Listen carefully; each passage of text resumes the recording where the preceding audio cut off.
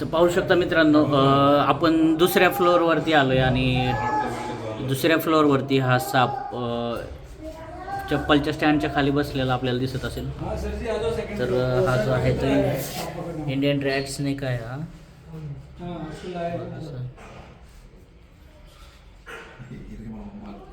तर मोठ्या साईजमध्ये आहे हा साप. तर अशा चप्पलच्या खाली जरा आपण रात्रीच्या वेळेला थोडं लक्ष दिलं पाहिजे, पायात शूज वगैरे घालताना. विशेष म्हणजे हा दुसऱ्या फ्लोअरवरती साप आला आहे, ह्याचा आपल्याला थोडासा विचार करायला लागेल. आणि अशा खूप रेअर केसेस असतात, पण त्यापैकी हा एक धामण असल्यामुळं तो वरती चढण्यामध्ये सक्षम आहे. सापाची लेंथ जास्ती असते, शेपटी कार असते आणि थोडी ही जी सापाची जी बॉडी आहे ती चिवट असल्यामुळे तो झाडांवरती किंवा 4-4 मजली किंवा 5-5 मजली घरावरती चढण्यामध्ये सक्षम आहे. कारण घराच्या आसपास झाडं वगैरे असतील किंवा असे पाईपलाईन पाहू शकता, ते पाईपलाईनच्या वरती पण चढून ते बऱ्याच वेळेस येत असतात. तर की हा साप जो आहे तो पायऱ्यावरनं आला असावा. पाईपलाईनवरती एवढं काही फारसं सपोर्ट त्याला भेटलेलं नाही. तर पायऱ्यांवरती तो येऊ शकतो वरती. तर मी जसं आपल्याला बाहेर काढतो सुरक्षित, बघूया कशा पद्धतीने त्याला आपण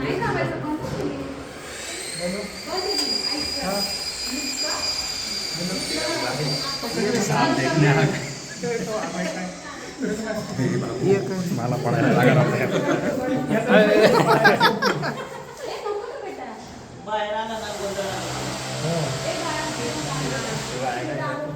फास्ट आहे बरं का, लईच फास्ट.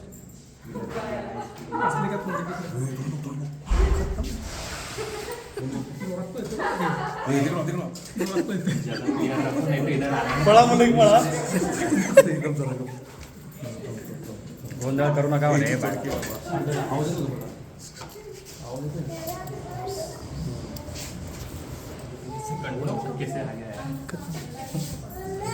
स्पीड कसला आहे त्याचा.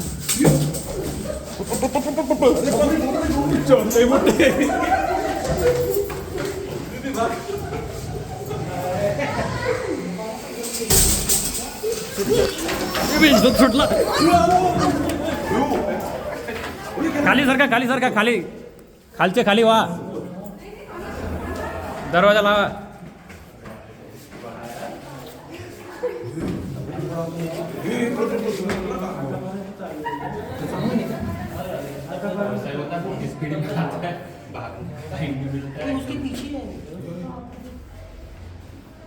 आपले सर्पमित्र सापाला कंट्रोल करण्याचा प्रयत्न करत आहेत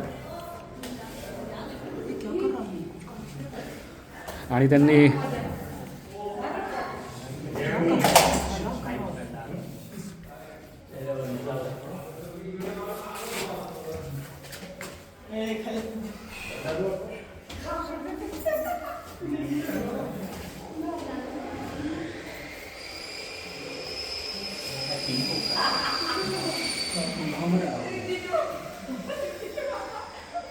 साहेब नसेल जमत तर खाली टाकून द्या डायरेक्ट.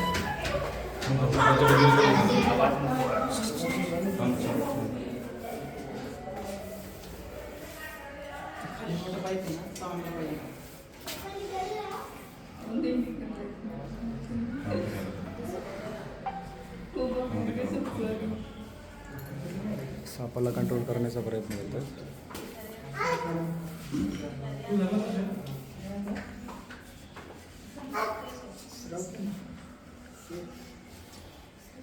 आपण बघतोय साप हळूहळू शांत होताना दिसतो.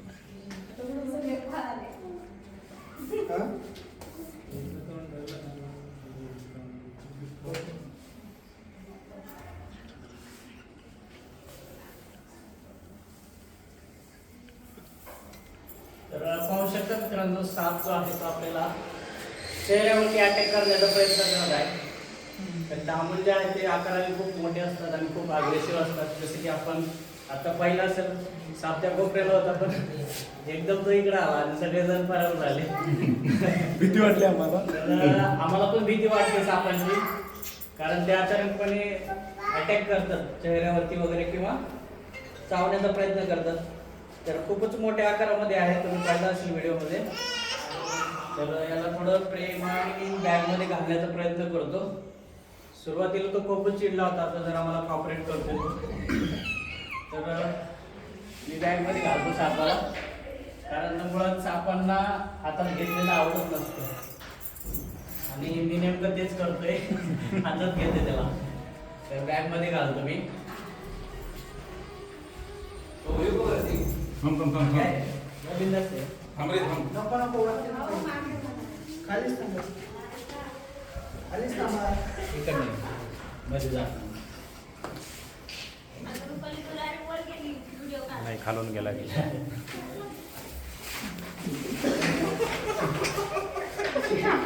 बघा, मी म्हणत होते ना, सापाचा शेपूट जरी एवढा असला ना तरी करमतोय चांगला. 100% तो धाडवून येऊ शकतो. बादलीत पाणी घेऊन ये का रे? बादलीत पाणी घे. आपल्या घरात पाणी बघ. आवाज येतोय ना? बाथरूम मध्ये आवाज येतोय. ते मागं माणसं आहे तुमचं. तर मग ते बघ ना, त्यांनी शेपूट हो, कसला काही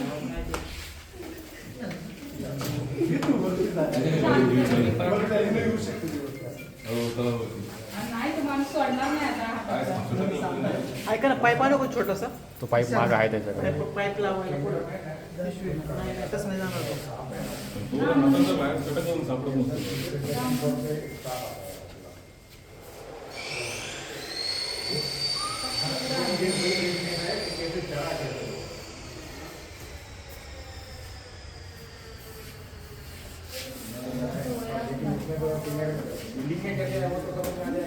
अरे फुल भरून आलं.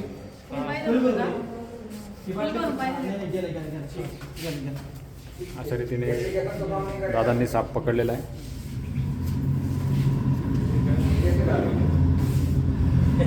वाजवा टाळ्या. काय आहे? आणि या दादांसाठी खरंच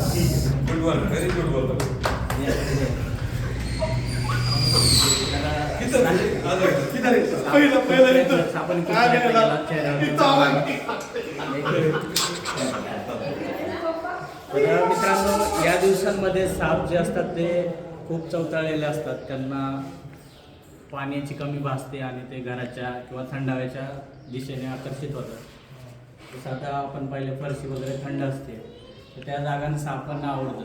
तर उन्हाळ्यामध्ये तुम्ही अशा सापांपासून थोडा अलर्ट राहिलं पाहिजे. विषारी बिनविषारी साप आपल्या घराच्या आसपास येत असतात. तर त्या सापाला मुळात पाणी खूप महत्त्वाचं आहे, कारण 70% भाग हा सापाचा पाण्याचा असतो बॉडीचा. त्यामुळं सापाची बॉडी वेगवेगळ्या अँगलमध्ये रोटेट होते. तर साप जो आहे तो बॅगमध्ये गेला आहे सुरक्षित पद्धतीने. आपल्याला काही इंजुरी वगैरे झालेली नाही सुदैवाने. तर थँक्यू मित्रांनो. जय हिंद. असेच नवनवीन व्हिडिओ पाहत जा. हे सर्व लोक साप बघत होते इकडं. झालं पिक्चर थांबला.